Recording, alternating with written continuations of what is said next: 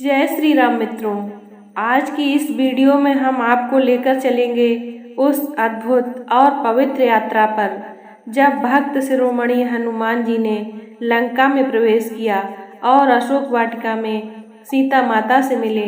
यह कथा रामायण का एक अद्वितीय अध्याय है जिसमें हनुमान जी की वीरता और भक्ति का दर्शन होता है। तो आइए मित्रों, इस महाकाव्य कथा से सीखते हैं साहस, समर्पण और विश्वास का मूल्य। राम काजु कीन्हे बिन मोहि कहाँ बिसराम, सीता का संदेश जब हनुमान जी ने पाया। रामचंद्र का संकल्प पूरा करने का था अभिप्राय। जहाँ धर्म और सत्य का संकल्प हो वहाँ परिश्रम और भक्ति कभी व्यर्थ नहीं जाती। तो प्यारे मित्रों, आइए आज की कथा को विस्तार से सुनते हैं। आज की कथा में आप सुन रहे हैं हनुमान जी का अशोक वाटिका में प्रवेश। हनुमान जी सीता की खोज के अपने निश्चय पर अडिग हो गए। उन्होंने प्रण कर लिया कि जब तक मैं यशस्विनी श्री राम की पत्नी सीता का दर्शन न कर लूँगा तब तक इस लंकापुरी में बारंबार उनकी खोज करता ही रहूँगा। इधर यह अशोक वाटिका दृष्टिगत हो रही है जिसके भीतर अनेक विशाल वृक्ष हैं। इस वाटिका में मैंने अभी तक अनुसंधान नहीं किया है। अब इसी में चलकर जनक कुमारी वैदेही को ढूंढना चाहिए। वह अशोक वाटिका चारों ओर से ऊंचे परकोटों से घिरी हुई थी, अतः वाटिका के भीतर जाने के उद्देश्य से हनुमान जी उसकी चार दीवारी पर चढ़ गए। चार दीवारी पर बैठकर उन्होंने देखा कि वहाँ साल, अशोक, निम्ब और चंपा के वृक्ष भली भांति खिले हुए थे। बहुआर, नागकेसर और बंदर के मुंह की भांति लाल फल देने वाले आम भी पुष्प मंजरियों से सुशोभित हो रहे थे। अमराइयों से युक्त वे सभी वृक्ष सत सत लताओं से आवेष्टित हो रहे थे। हनुमान जी प्रत्यंचा से छूटे हुए बाण के समान उछले और उन वृक्षों की वाटिका में जा पहुँचे। वह विचित्र वाटिका स्वर्ण और रजत के समान वर्ण वाले वृक्षों द्वारा सब ओर से घिरी हुई थी और नाना प्रकार के पक्षियों के कलरव से गुंजायमान हो रही थी। भांति भांति के विहंगमों और मृग समूहों से उसकी विचित्र शोभा हो रही थी। वह विचित्र काननों से अलंकृत थी और नवोदित सूर्य के समान अरुण रंग की दिखाई देती थी। फूलों और फलों से लदे हुए नाना प्रकार के वृक्षों से व्याप्त हुई उस अशोक वाटिका को मतवाले कोकिल और भ्रमर सेवन करते थे। मृग और द्विज पक्षी मदन्मत हो उठे थे। मतवाले मोरों का कलनाद वहाँ निरंतर गूंजता रहता था। वाटिका में जहाँ तहाँ विभिन्न आकारों वाली बावड़ियाँ थीं जो उत्तम जल और मणिमय सोपानों से युक्त थीं। जल के नीचे की फर्श स्फटिक मणि की बनी हुई थी और बावड़ियों के तटों पर तरह तरह के विचित्र स्वर्णमय वृक्ष शोभा दे रहे थे। उनमें खिले हुए कमलों के वन, चक्रवाकों के जोड़े, पपीहा, हंस और सारस वहाँ की शोभा बढ़ा रहे थे। उस अशोक वाटिका में विश्वकर्मा के बनाए हुए बड़े बड़े महल और कृत्रिम कानन सब ओर से उसकी शोभा बढ़ा रहे थे। तदंतर महाकपि हनुमान जी ने एक स्वर्णमयी अशोक का वृक्ष देखा जो बहुत से लता वितानों और अगणित पत्तों से व्याप्त था। सब ओर से स्वर्णमयी वेदिकाओं से घिरा हुआ था। महान वेगशाली हनुमान जी उस अशोक वृक्ष पर यह सोचकर चढ़ गए कि यहीं से श्री रामचंद्र जी के दर्शन के लिए उत्सुक हुई विदेह नंदिनी सीता को देखूंगा जो दुख से आतुर हो इच्छानुसार इधर उधर आती होंगी। यह प्रातः काल की संध्या उपासना का समय है और संध्या कालिक उपासना के लिए वैदेही अवश्य ही यहाँ पर पधारेंगी। ऐसा सोचते हुए महात्मा हनुमान जी ने विदेह नंदिनी सीता के शुभागमन की प्रतीक्षा में तत्पर हो उस अशोक वृक्ष पर छिपे रहकर उस संपूर्ण वन पर दृष्टिपात करते रहे। उस अशोक वाटिका में बानर शिरोमणि हनुमान ने थोड़ी ही दूर पर एक गोलाकार ऊंचा 1000 खंभों वाला गोलाकार प्रसाद देखा, जो कैलाश पर्वत के समान श्वेत वर्ण का था। उसमें मूंगे की सीढ़ियां बनी थीं तथा तपाए हुए सोने की बेदियां बनाई गई थीं। उनकी दृष्टि वहां एक सुंदरी स्त्री पर पड़ी, जो मलिन वस्त्र धारण किए राक्षसियों से घिरी हुई बैठी थी। अलंकार शून्य होने के कारण वह कमलों से रहित पुष्पकर्णी के समान श्रीहीन दिखाई देती थी। वह शोक से पीड़ित, दुख से संतप्त और सर्वथा क्षीणकाय हो रही थी। उपवास से दुर्बल हुई उस दुखियारी नारी के मुंह पर आंसुओं की धारा बह रही थी। वह शोक और चिंता में मग्न हो दीन दशा में पड़ी हुई थी एवं निरंतर दुख में डूबी रहती थी। काली नागिन के समान कटी से नीचे तक लटकी हुई एकमात्र काली वेणी द्वारा उपलक्षित होने वाली वह नारी बादलों के हट जाने पर नीली वन श्रेणी से घिरी हुई पृथ्वी के समान प्रतीत हो रही थी। हनुमान जी ने अनुमान लगाया कि हो ना हो यही सीता माता है। इन्हीं के वियोग में दशरथ नंदन राम व्याकुल हो रहे हैं। यह तपस्विनी ही उनके हृदय में अक्षुण रूप से निवास करती है।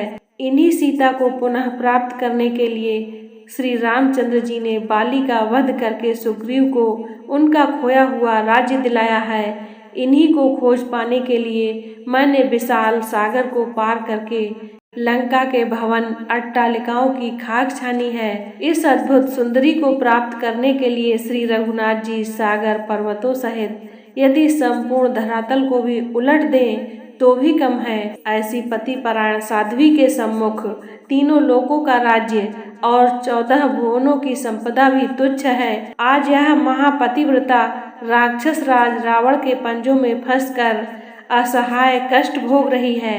मुझे अब इस बात में तनिक भी संदेह नहीं है कि यह वही सीता है जो अपने देवता तुल्य पति के प्रेम के कारण अयोध्या के सुख वैभव का परित्याग करके श्री रामचंद्र जी के साथ वन के कष्टों को हंस हंस कर झेलने के लिए चली आई थी और जिसे नाना प्रकार के दुखों को उठाकर भी कभी वन में आने का पश्चाताप भी नहीं हुआ। वही सीता आज इस राक्षसी के घेरे में फंसकर अपने प्राणनाथ के वियोग में सूख सूख कर काटा हो गई है, किंतु उन्होंने अपने सतीत्व पर किसी प्रकार की आंच नहीं आने दिया। इसमें संदेह नहीं, यदि उन्होंने रावण के कुत्सित प्रस्ताव को स्वीकार कर लिया होता तो आज इनकी यह दशा नहीं होती। राम के प्रति इनके मन में कितना अटल स्नेह है, यह इसी बात से सिद्ध होता है कि ये न तो अशोक वाटिका की सुरम्य शोभा को निहारती हैं और न इन्हें घेर कर बैठी हुई राक्षसियों को। इनकी एकटक दृष्टि पृथ्वी में राम की छवि को निहार रही हूँ। सीता की यह दीन दशा देखकर भावुक पवन सुत के नेत्रों से अश्रुधारा प्रवाहित हो चली। वे सुत बुत भूल कर निरंतर आंसू बहाने लगे। कभी वे सीता जी की दीन दशा को देखते थे और कभी श्री रामचंद्र जी के उदास दुखी मुखमंडल का स्मरण करते थे। इसी विचारधारा में डूबते उतराते रात्रि का अवसान होने पर और प्राची का मुखमंडल उषा की लालिमा से सुशोभित होने लगी। तभी हनुमान जी को ध्यान आया कि रात्रि समाप्त प्राय हो रही है। फिर वे चैतन्य होकर ऐसी युक्ति पर विचार करने लगे जिससे वे सीता से मिलकर उनसे वार्तालाप करके उन तक श्री रामचंद्र जी का संदेश पहुंचा सके। तो मित्रों, आज की कथा को यहीं पर विराम देते हैं। अब आइए कुछ अनमोल वचनों को सुनते हैं। राम काज कीने बिन मोहि कहाँ विश्राम, सीता का संदेश जब हनुमान जी ने पाया। श्री रामचंद्र जी का संकल्प पूरा करने का उनका था अभिप्राय।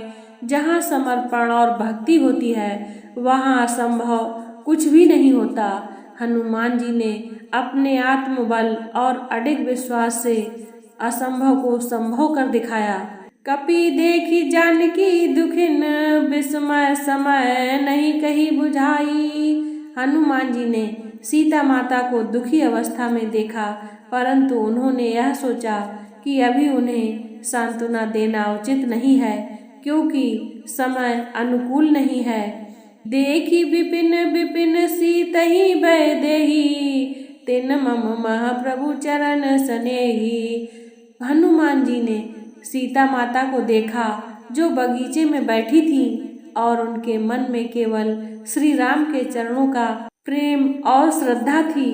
राम दूत मैं मातु जानकी, सत्य शपथ करुणा निधान की। हनुमान जी ने सीता माता को प्रणाम करते हुए कहा कि वे श्री राम के दूत हैं और भगवान राम की करुणा की शपथ लेकर सत्य कह रहे हैं। कहे कपि सुन मात शुभ जानी, साधु स्वभाव सत्य बखानी। हनुमान जी ने सीता माता को समझाया कि साधुओं का स्वभाव सत्य पर आधारित होता है और वे ईमानदारी से भगवान राम का संदेश लेकर आए हैं। नयन भरे बिनु जले जलु जैसे, तुम न हो प्रभु सम बेचैन से।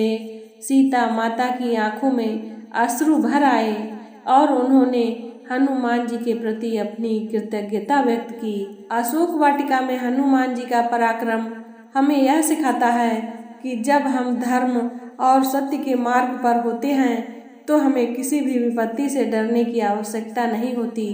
हनुमान जी की निष्ठा और भक्ति हमें प्रेरणा देती है कि जब हम अपने कर्तव्यों के प्रति समर्पित होते हैं तब कोई भी बाधा हमें रोक नहीं सकती। तो प्यारे मित्रों, आशा करते हैं कि आपको हनुमान जी की इस पवित्र कथा से कुछ प्रेरणा और जीवन के लिए सीख मिली होगी। यह कथा सिर्फ एक घटना नहीं बल्कि हमारे जीवन में साहस, कर्तव्य और विश्वास के महत्व को समझाने का एक अद्भुत उदाहरण है। अगर आपको यह वीडियो पसंद आई हो तो इसे लाइक करें, शेयर करें और सब्सक्राइब जरूर करें ताकि हम ऐसी और भी प्रेरणादायक कहानियाँ आपके लिए ला सकें।